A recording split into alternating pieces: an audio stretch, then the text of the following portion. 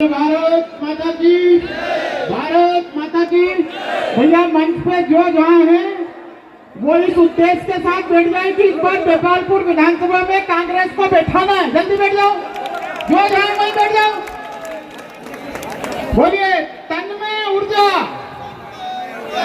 मन में आज, गोपालपुर में कमल खिलाएगा अपना मनोज।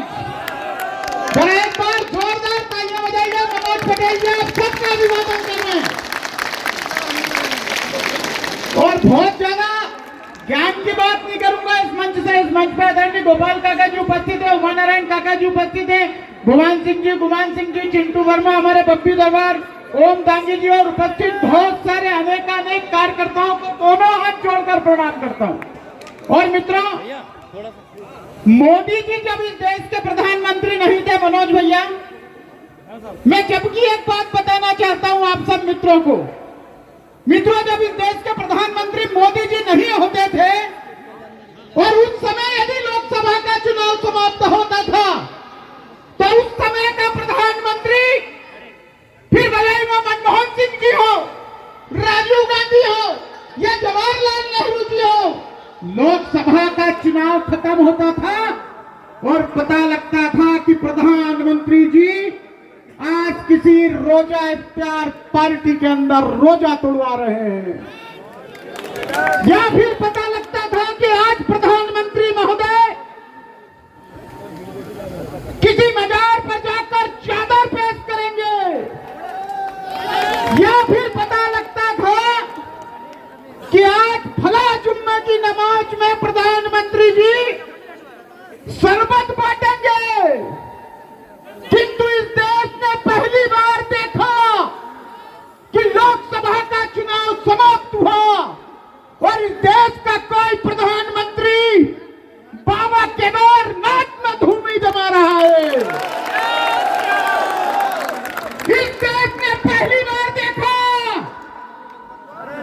कि काशी विश्वनाथ के प्रांगण में मां गंगा के तट पर पहली बार कोई प्रधानमंत्री डमरू बजाता नजर आ रहा है।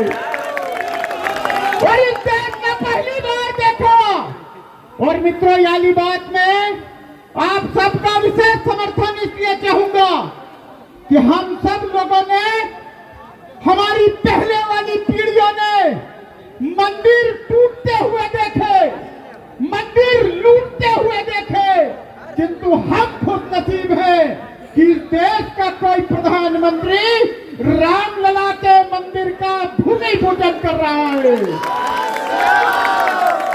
और यही नहीं मित्रों, कांग्रेस की एक नेता है टिक्की राजा, वो बार बार बोलते थे, जब हम नारा लगाते थे कि रामलला हम आएंगे और मंदिर वही बनाएंगे, तो दिग्गी राजा बोलते थे तारीख नहीं बताएंगे।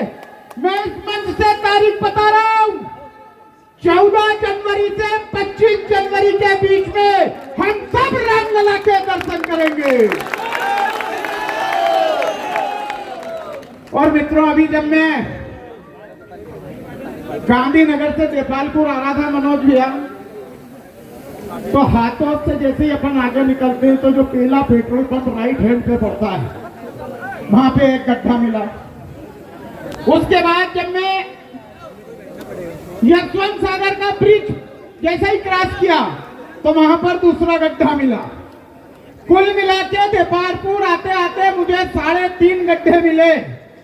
किंतु 2003 के पहले जब मैं यहाँ आता था तो लगभग 6 घंटे लगते थे गोपालपुर आने, 6 घंटे।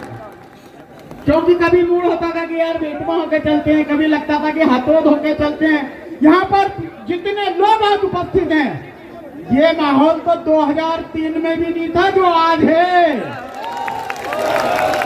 और एक बात तो आपकी उपस्थिति देखकर नियत हो गई है कि मनोज पटेल यहाँ से लगभग 50,000 से ज्यादा मतों से जीतने वाले हैं। और मित्रों, एक बात और कांग्रेस के मित्रों से पूछना, एक बार क्या हुआ कि पहले अपने गोपाल काका जी, पहले अपने यहाँ फोन ऑन तो होते नहीं थे, मोबाइल भी नहीं होते थे। तो पहले क्या होता था कि कोई आदमी यदि सीमा पर रहता था, मान लो हमारे देश का कोई सैनिक, तो उसका जो प्रचार का, जो आवागमन का, जो हमारी बातचीत का अवसर होता था, वो केवल है ना चिट्ठी पत्री के माध्यम से होता था, यही होता था ना। फिर बाद में टेलीफोन आया तो एक आध घर में एक आध लगने लग गया। तो एक सैनिक को उसकी एक बहन ने चिट्ठी लिखी, उमा नारायण काका जी, एक सैनिक को उसकी बहन ने एक चिट्ठी लिखी। उस चिट्ठी का आशा है आप समझना